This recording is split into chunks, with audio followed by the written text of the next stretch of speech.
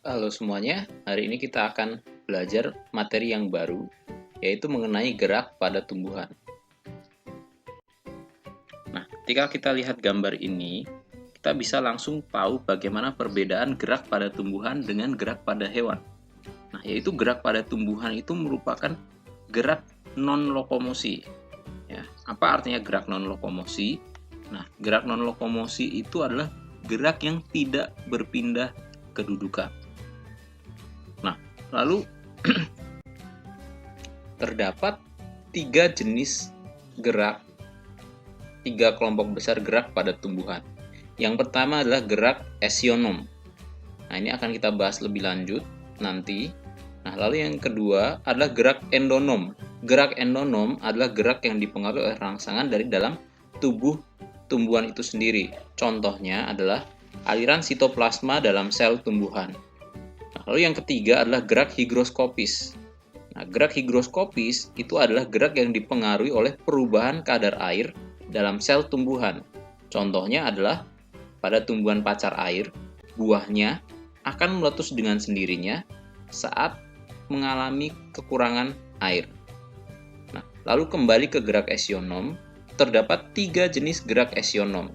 Yang pertama adalah tropisme, yang kedua adalah nasti, dan yang ketiga adalah taksis. Nah, ketiganya memiliki persamaan, yaitu semuanya dipengaruhi oleh stimulus atau rangsangan dari luar. Dan kita akan fokus ke tiga jenis gerakan ini. Lalu, kita juga perlu tahu dulu apa yang dimaksud dengan gerak tropisme, nasti, dan taksis sebelum kita bisa memberi nama setiap contoh gerakan yang akan diberikan. Nah, tropisme. Tropisme adalah gerak dari sebagian tubuh tumbuhan yang arah geraknya dipengaruhi oleh arah stimulus. Ya, jadi arah gerak dipengaruhi arah stimulus dan hanya sebagian tubuhnya. Kemudian nasti. Nasti adalah gerak sebagian tubuh tumbuhan juga, tapi arah geraknya tidak dipengaruhi oleh arah stimulus. Jadi ada perbedaan pada arah gerak dipengaruhi oleh stimulus atau tidak kalau kita bandingkan dengan tropisme. Nah, yang terakhir yaitu taksis. Nah, taksis di sini adalah gerak seluruh bagian tubuh tumbuhan atau gerak lokomosi yang arah geraknya dipengaruhi oleh arah stimulus. Khusus untuk taksis, sebenarnya kita nggak akan pernah temukan tumbuhan yang bisa melakukan gerakan taksis secara utuh. Tapi kita bisa ambil contoh protozoa atau protista yang menyerupai tumbuhan untuk kita ambil contoh sebagai gerak taksis. Nah,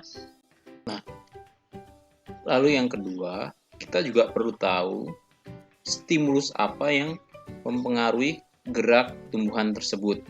Karena nama dari setiap jenis gerakan yang nanti akan kita lihat beberapa contohnya, itu adalah kombinasi dari nama stimulus dengan nama dari gerakannya, yaitu tropisme, nasti, atau taksis.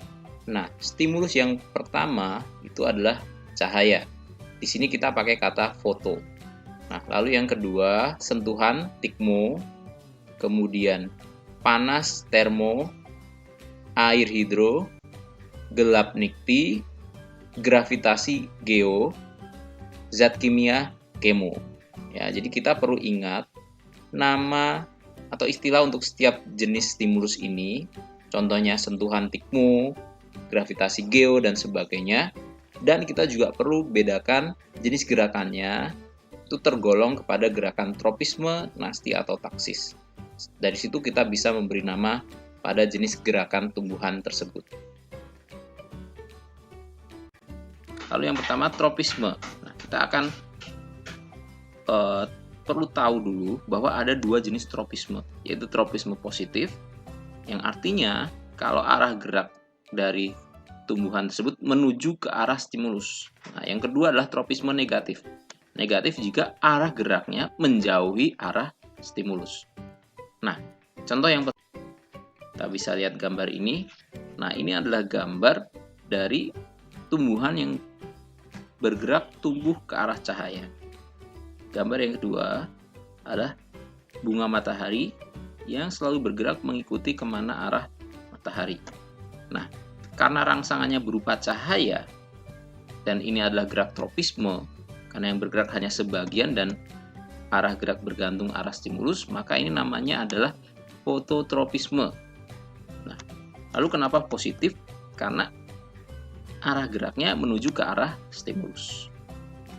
Berikutnya, kalau kita lihat gambar ini, ya, kita mungkin bisa langsung tahu bahwa ini rangsangannya adalah gravitasi. Kenapa? Karena kita bisa lihat tumbuhan bagian batangnya selalu tumbuh ke arah atas melawan gravitasi. Akarnya ke arah bawah atau pusat bumi menuju ke arah gravitasi. Nah, karena rangsangannya berupa gravitasi dan ini tropisme, maka namanya adalah geotropisme. Nah, lalu bagaimana positif dan negatifnya? Nah, sebenarnya pada satu contoh ini kita bisa lihat dua, yaitu yang pertama geotropisme positif itu pada geotropisme negatif pada bagian batangnya, karena dia melawan arah gravitasi yang merupakan stimulusnya, sedangkan bagian akarnya adalah geotropisme positif, karena dia menuju ke arah stimulus. Nah, lalu yang berikutnya, bagaimana tumbuhan menjalar itu akan mencari tempat untuk dia melekat dan merambat. Nah, rangsangannya kita bisa sebut sebagai rangsang sentuhan. Nah, dan karena ini gerak tropisme, maka ini bisa kita kategorikan sebagai tikmotropisme. Tikmo karena rangsangannya adalah sentuhan, ya. Tumbuhan menjalar mencari tempat untuk dia merambat. Nah, contoh ini menunjukkan bagaimana akar tumbuhan itu akan bertumbuh menuju ke arah sumber air.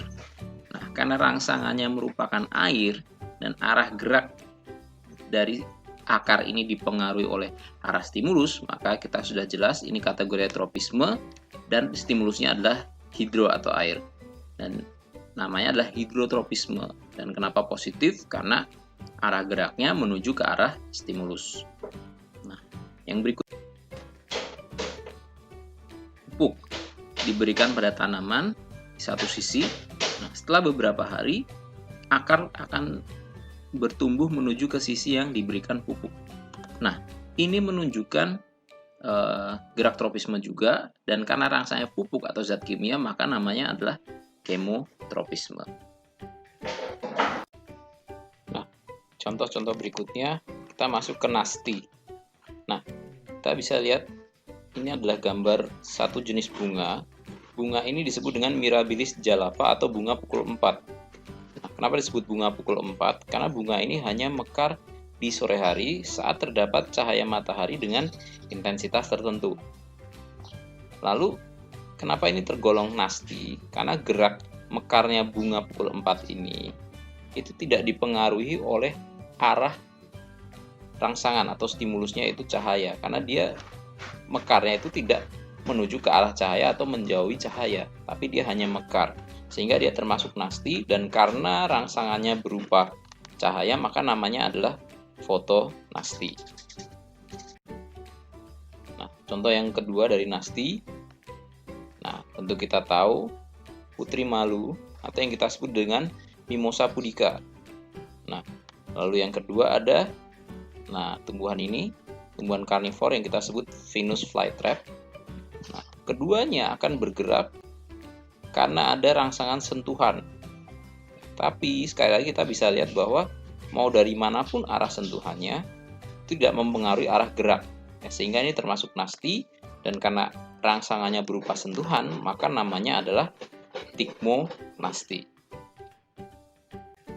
Nah, contoh berikutnya. Nah, ini adalah tumbuhan yang disebut dengan prayer plants, atau nama latinnya adalah Maranta leuconeura. Nah, tumbuhan ini, kalau kita lihat dari animasi ini, saat kondisi gelap, daunnya akan merunduk. Nah, rangsangannya berupa kondisi gelap. Nah, sehingga ini kita sebut dengan gerak niktinasti. Ya, karena rangsangnya gelap dan arah geraknya tidak bergantung pada arah rangsangan. Oke. Nah, bunga tulip.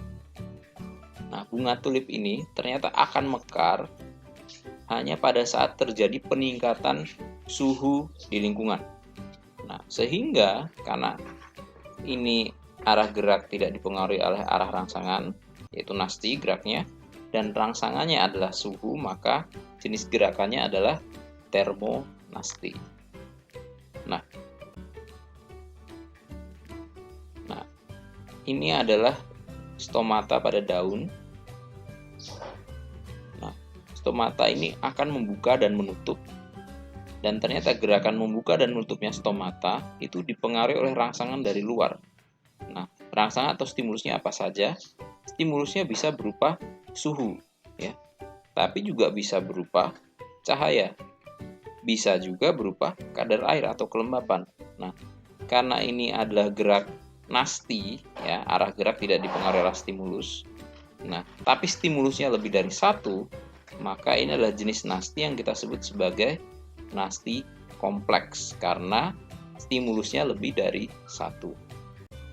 Oke, nah yang terakhir yaitu taksis. Kita hanya ambil satu contoh di sini, nah yaitu sejenis protozoa atau lebih tepatnya protista yang mirip tumbuhan ya, tapi dia punya klorofil, kloroplas. Nah, ini dia akan bergerak menuju ke arah cahaya, ya. Protista ini biasanya hidup di perairan, kolam, ya, sungai, danau dan sebagainya, dan dia biasanya akan bergerak mendekati permukaan air untuk mencari cahaya supaya dia bisa berfotosintesis. Nah, gerak ini karena merupakan gerak seluruh bagian tubuh dan arah geraknya dipengaruhi oleh arah rangsangan atau stimulus, nah maka dinamakan gerak taksis. Dan karena rangsangannya cahaya, maka namanya menjadi fototaksis. Oke, demikian pembelajaran hari ini. Ya, semoga kalian semua bisa lebih memahami gerak pada tumbuhan.